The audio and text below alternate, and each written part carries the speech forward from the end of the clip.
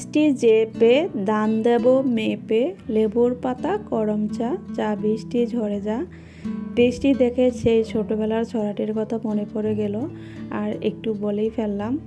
আসসালামু আলাইকুম, সবাইকে একগুচ্ছ কদম ফুলের শুভেচ্ছা জানিয়ে আজকের এই ব্লগ ভিডিওটি শুরু করছি। তো আশা করছি যে যেখান থেকে আমার ভিডিওটি দেখছেন সবাই অনেক বেশি ভালো আছেন, সুস্থ আছেন।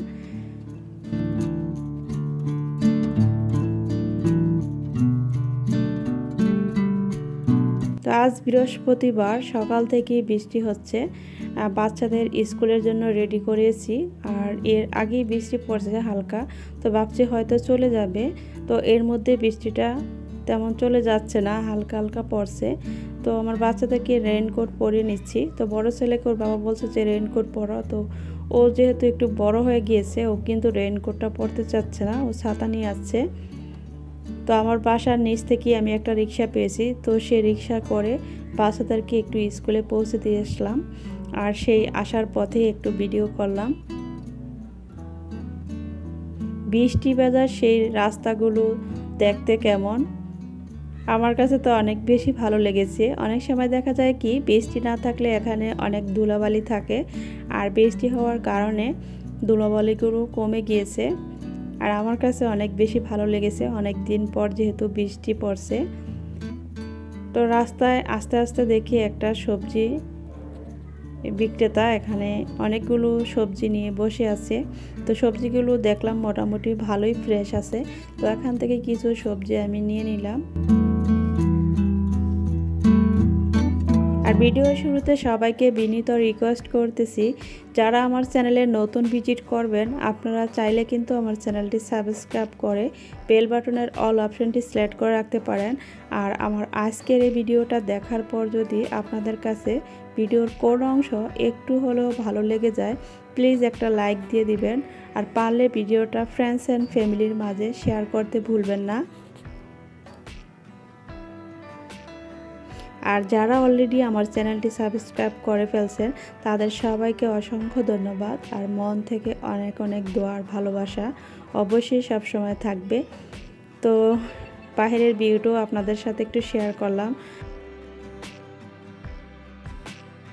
তো বাসায় চলে আসলাম, বাসায় এসে ভাবলাম কি রান্না করব, যেহেতু বাইরে বৃষ্টি আর মনটাও অনেক ভালো, তাই ভাবলাম ভুনা খিচুড়ি করে আর 3 মিশারি একটা রোস্ট করব। তো এখানে 1 কেজির মতো পোলাওর চাল আর মুগ ডাল দিয়ে দিচ্ছি। তো মুগ ডালটা একটু কম মনে হয়েছে, এটা আমি মুগ ডালটা কিন্তু আগে থেকে বেজে রেখে দিই। আমি যখন দেখা যায় ভুনা খিচুড়ি রান্না করি তখন আর একটু ঝামেলা হয় না, আর হাতে যখন সময় থাকে আমি কিন্তু এই সময়ের মাঝে আমার সংসারের কাজগুলো আমি করে ফেলি। তো এখানে আমার পরিমাণ অনুযায়ী মুগ ডাল দিয়ে দিচ্ছি। আপনারা চাইলে এখানে মুগ ডালের সাথে মশারির ডালও দিতে পারেন। তো এখন চাল আর ডালটাকে ভালোভাবে ক্লিন করে আমি 10 মিনিটের মতো ভিজিয়ে রাখবো। এর ফাঁকে আমি রোস্ট করার জন্য মশলাটা রেডি করতেছি। এখানে আদা রসুনের পেস্ট দিয়ে দিচ্ছি আর দিয়ে দিচ্ছি পেঁয়াজের পেস্ট। এখানে কাজু বাদাম আর জয়ফল জয়ত্রী একসঙ্গে পেস্ট করে নিয়েছি, সেটা দিয়ে দিচ্ছি। হাতে যেহেতু সময় কম আর রান্নাটা করতে হবে এই কম সময়ের মধ্যে, আমার বাচ্চার ছোট ছেলের স্কুল ছুটি হবে 11টা 15 মিনিটে, তো এর মধ্যে কিন্তু আমার রান্নাগুলো কমপ্লিট করতে হবে। তো এই জন্যই কিন্তু আমি খুব চটজলদি রান্না করার চেষ্টা করি।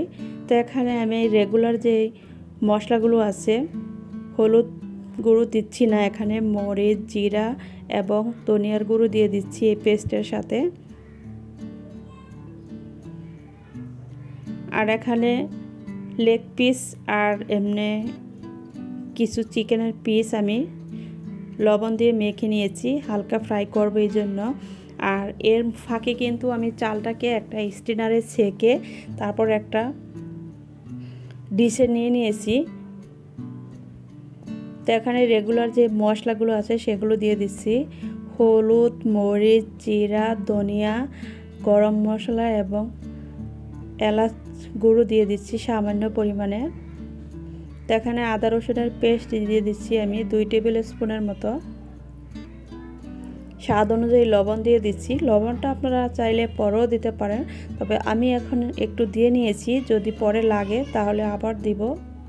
তো এখন মশলার সাথে চাল আর ডালগুলো ভালোভাবে মিক্স করে নিচ্ছি। এভাবে যদি রান্না করেন তাহলে রান্নাটা সবচেয়ে সহজ হয়।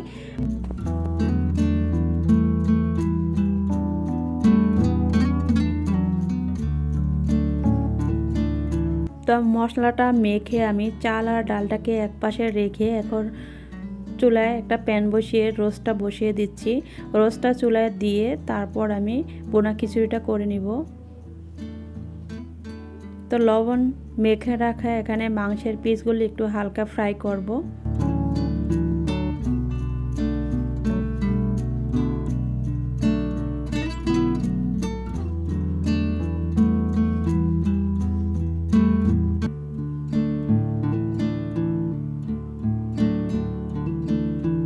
তো চিকেনটা হালকা ফ্রাই করার পর এখানে আমি কেটে রাখা 3 থেকে 4টা আলু দিয়ে দিচ্ছি।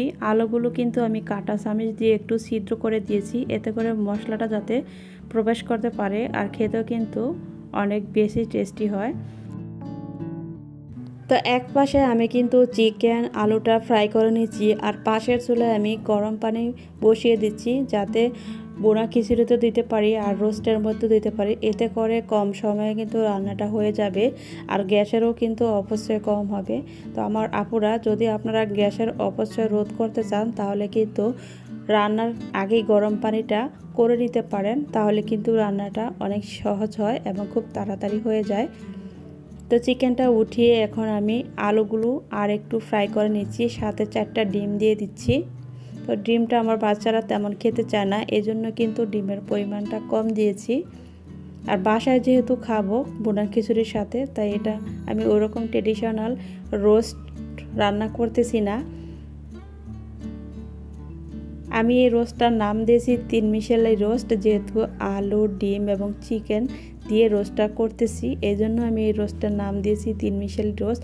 তবে এটা 3 মিশালি হলেও কিন্তু রান্নাটা খুবই সহজ আর খেতে অসম্ভব মজার হয়েছে বোনা খিচুড়ির সাথে।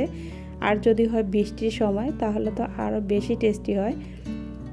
তো এটার সাথে আরেকটু তেল দিয়ে পরিমাণ মতো পেঁয়াজ কুচি দিয়ে দিচ্ছি।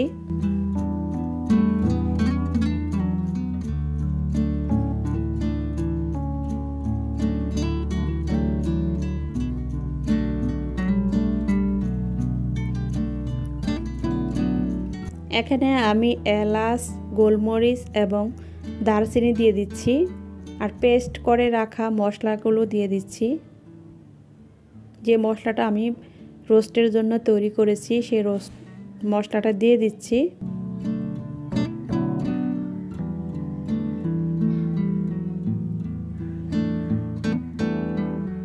এখানে স্বাদ অনুযায়ী লবণ দিয়ে দিচ্ছি, তবে আমি কিন্তু হাত দিয়ে লবণটা দিলে ওজনটা বুঝতে পারি, তো এটা কেউ মাইন্ড করবেন না। যে জারের মধ্যে আমি কাজু বাদাম, জয়ফল, জয়ত্রী পেস্ট করেছিলাম সেটা একটু ধুয়ে পানিটা দিয়ে দিচ্ছি। সেই পানিটা দিয়ে কিন্তু মশলাটা ভালোভাবে কষিয়ে নিচ্ছি। মশলাটা কষানোর পর তেলটা যখন উপরে বেশি উঠছে, আর ভেজে রাখা আলু, চিকেন এবং ডিমগুলো দিয়ে দিচ্ছি। মশলার সাথে নেড়ে চেড়ে ভালোভাবে একটু কষিয়ে নিব। আপনারা এভাবে একবার হলো বাসায় ট্রাই করবেন, দেখবেন একসঙ্গে 3টি জিনিস দিয়ে কিন্তু রোস্টটা করা হয়ে যায়। তো আমার মনে হয় এটা যদি আরেকটু ট্রেডিশনালভাবে করতে পারতাম তাহলে আরও বেশি টেস্টি হতো। তো মোটামুটি ভালোই হয়েছে, খারাপ হয়নি। তো এখানে আমি গরম পানির সাথে পাউডার মিল্ক গুলে দিয়ে দিচ্ছি 2 টেবিল স্পুনের মতো। তো চুলাটা মিডিয়াম আঁচে রেখে পাশের চুলায় আমি বোনা খিচুড়িটা বসিয়ে দিচ্ছি। এখানে পরিমাণ মতো তেল দিয়ে দিচ্ছি, আর দিয়ে দিচ্ছি কিছু গোটা মশলা। যেহেতু গুঁড়ো মশলাগুলো আগে থেকেই মিক্স করা আছে, তাই এখানে আর গুঁড়ো মশলার ঝামেলার কোনো প্রয়োজন নেই। পেঁয়াজ কুচি দিয়ে একটু ভেজে নিচ্ছি।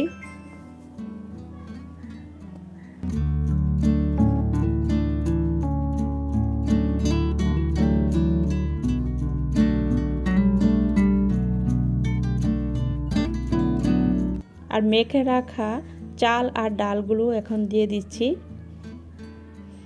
দিয়ে এগুলো অনবরত নেড়ে তারপর ভালোভাবে ভাজতে হবে। অনেক সময় কি হয়, বয়স দেওয়ার সময় বাচ্চারা দেখা যায় ডিস্টার্ব করে, এই জন্য কিন্তু বয়সের অনেক সমস্যা হয়। তার জন্য আই এম রিয়েলি সরি। আগে থেকে গরম করে রাখা গরম পানিটা দিয়ে দিচ্ছি। তো এখানে একটি কথা বলার আছে যে আপুরা নতুন গৃহিণী আছেন, যদি আপনারা চাল ডালের পরিমাণ 3 পট দেন তাহলে পানির পরিমাণ দিবেন 6 পট, তার ডাবল দিবেন। তো আমি যেহেতু মেপে দেই নাই, আনুমানিক দিয়ে দিচ্ছি, তো আমারটা কিন্তু খুব জড়জড়ো হয়েছে। আমি সব সময় কিন্তু মেপে দেই না, তবে যারা নতুন গৃহিণী আবারও বলছি, যে পরিমাণ চাল ডাল একত্রে দিবেন তার ডাবল পরিমাণ পানি দিবেন, তাহলেই দেখবেন যে খিচুড়িটা খুব জড়জড়ো হচ্ছে। তো আমি আমার পরিমাণ মতো পানি দিয়ে দিচ্ছি, কাঁচামরিচ দিয়ে এখন ঢাকনাটাকে ডেকে দিচ্ছি। চুলাটা রাখবো লো ফ্লেমে, এতে করে দেখা যাবে রোস্টটাও হয়ে যাচ্ছে, সাথে সাথে কিন্তু একসঙ্গে আমার রোস্ট আর বোনা খিচুড়িটা খুব সহজে হয়ে যাচ্ছে। এই খিচুড়িটা রান্না করার পর দেখা যাবে আমার বাচ্চাদেরকে স্কুলে আনতে যেতে হবে। তো 3 ছেলের কিন্তু 3 টাইমে ছুটি হয়। তো 11টার মধ্যেই আমার রান্নাটা কমপ্লিট করতে হবে। এই জন্যই আমি খুব তাড়াহুড়া করে এবং কম সময়ে কিভাবে আপনারা রান্না করতে পারবেন, আজকের এই ভিডিওটা দেখলে কিছুটা হলেও অবশ্যই আপনারা বুঝতে পারবেন যে কোন টেকনিকে আমি রান্না করেছি। আগে একটু মশলাটা গুছিয়ে রেখে তারপর একসঙ্গে আমি 2টি রান্না কিন্তু কমপ্লিট করেছি। তো দেখেন এই বুনা খিচুড়িটা খুবই ঝরঝরে হয়েছে আর এটা সত্যি অসম্ভব মজার হয়েছিল। আর বৃষ্টির মধ্যে ঠান্ডা ঠান্ডা ভাব ছিল, আরও টেস্টি হয়েছে আমার কাছে মনে হয়েছে।